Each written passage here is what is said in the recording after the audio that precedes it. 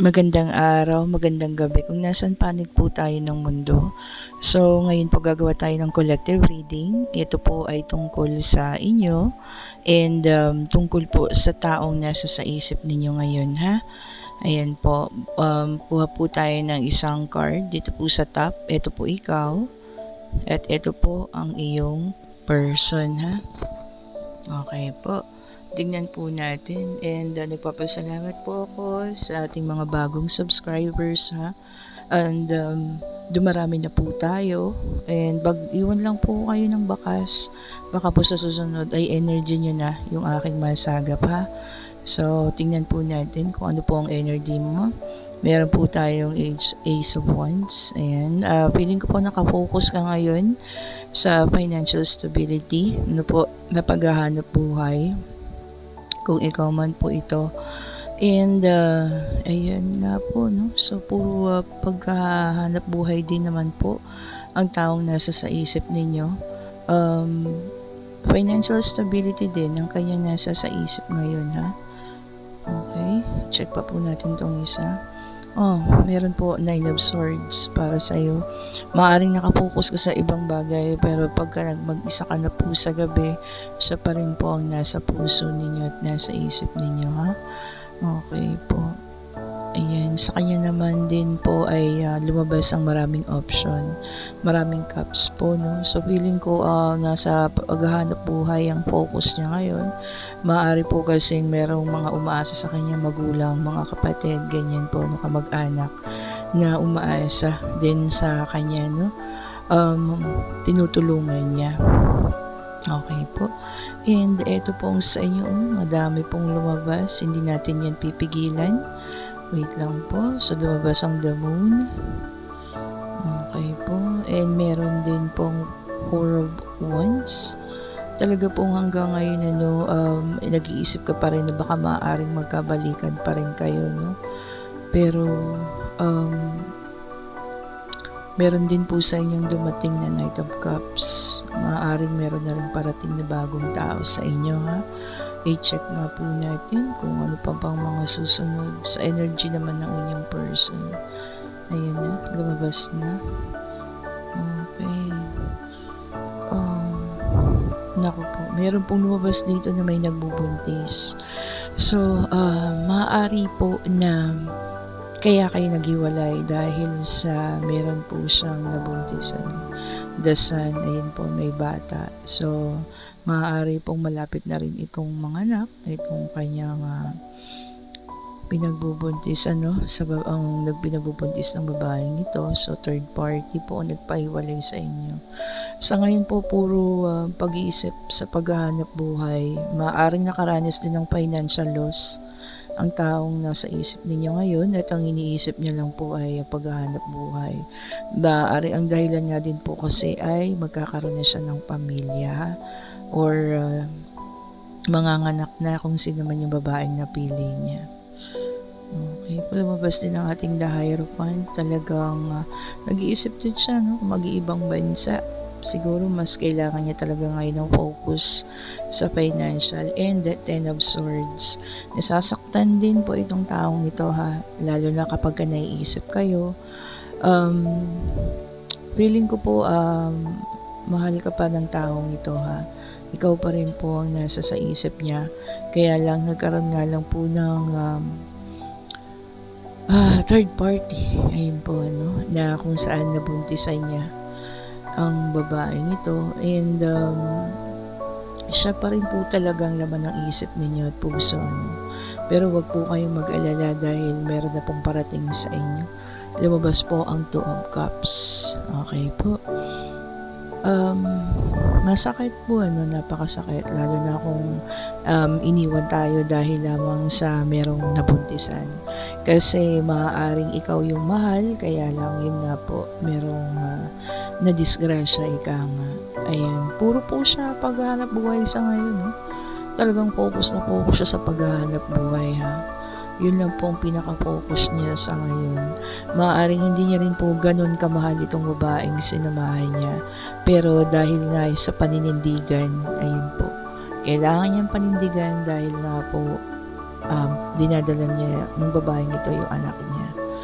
And sa'yo po ay Wheel of Fortune. So, magandang kinabukasan po ang para sa'yo. So, lahat po naman ng pagtutuunan niyo ng pansin, maaaring sa financial, magkakaroon po ng growth ha. Magiging maayos po at magiging stable ka po. Ayan, High Priestess ka na po. Ikaw pa rin po yung kanyang nasa isip, ang kanyang High Priestess po. And ma'am, the world lumabas sa'yo. So, ibig sabihin, maaaring mag-isip ka rin mag-ibang bansa. May pag-iisip ka rin mag-travel, maaaring sa ibang bansa or dito lang din sa Pilipinas. Ngayon po, ito po ay Oracle card, love. Okay, so nais po natin malaman kung anong nasa isip ngayon ng person ninyo. So, tignan nga po natin kung anong kanyang pakiramdam sa ngayon. I feel you leaving me behind.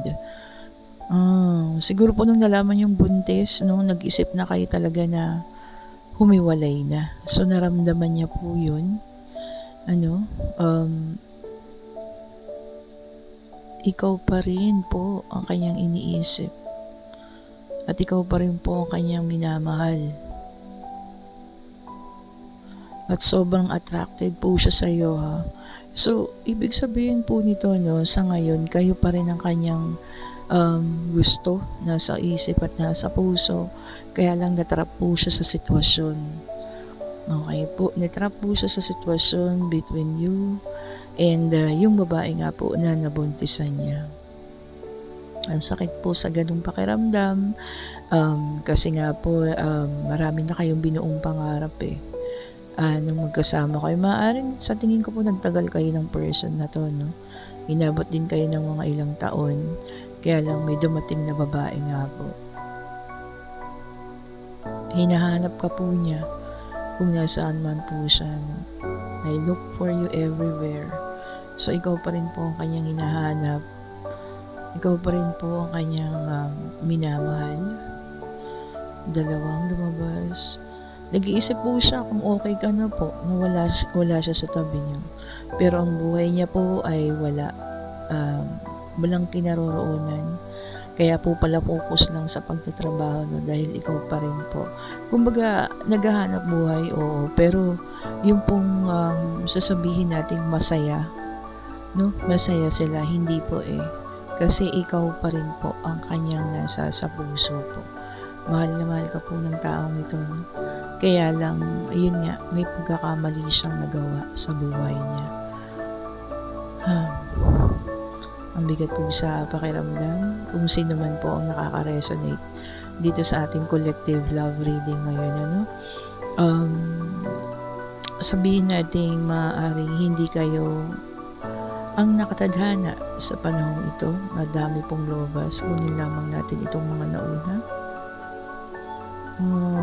Talagang mahal na mahal ka pa po ng taong ito. Alam niya pong siya yung may pagkakamali pero ikaw ang kanyang sinisi. Ayan po. Pero alam niya pong siya yung may kasalanan. Alam niya po yan sa sarili niya na siya po yung may kasalanan. And sa pagkakataon po na ito, wala na po akong nakikitang pagbabalikan. Tignan ko nga po ang energy ninyo. Nine of Cups. Lahat po ng kasaganahan, ang kapalit po. Lahat ng hirap na naramdaman ninyo, at sakit. So, kasaganahan. At nakita ko rin po na may parating na rin sa inyong bagong tao at bagong simula. And para sa kanya po, hardship and paghahanap buhay lang po ang ipofocus niya. Dahil alam niya sa sarili niya na kayo po yung kanyang mahal. Okay po. And kung nagustuhan niyo po ang ating reading for today, mag-subscribe po kayo dito sa ating Facebook channel. And salamat po sa lumalaki nating pamilya. Mag-like po kayo, mag-iwan po kayo ng baka sa susunod kayo naman yung aking mabasa. And pakishare na rin po ang ating reading for today. This is a collective reading. And ngayon po, mag-isip po kayo ng katanungan, answerable by yes or no. And titignan po natin kung ano po magiging kasagutan, ha? kung ano po ang lalabas. Spirit guide, give me the answer po. Give me the answer to all of the questions in their mind. Give me the answer po. Kung ano man po ang kanilang katanungan, ayan po, lumabas na. And yes po ang sagot, the Emperor. Okay po. So kung ito po ay financial, magiging financial stable kayo. Kung nagtanong po kayo ng tungkol sa pag-ibig, magiging stable na rin po ang pag-ibig kasi the Empress na po yan. Siya po na po yung pinakamataas po sa lahat po. And meron pong sa nakaka-resonate naman po, meron pong darating sa inyong mature person na magmamahal po sa inyo Inuulit ko po, wala akong nakikita na napagbabalikan sapagkat may responsibilidad na po ang taong nasa sa puso at nasa isip nyo ngayon kung sino man po itong nasa isip ninyo ngayon. And sa lahat po nung gusto ng private reading, pwede niyo po akong makontak sa Mystic Tarot sa Facebook page. And nandyan na rin po pala yung link sa baba. Pakiclick nyo na lang po ang link para po punta po kayo sa aking Facebook page and mag-iwan lang po kayo ng message.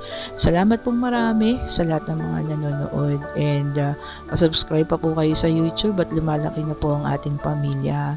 Maraming pong salamat ulit and God bless po. Bye-bye po sa inyong lahat. Kita-kita po ulit.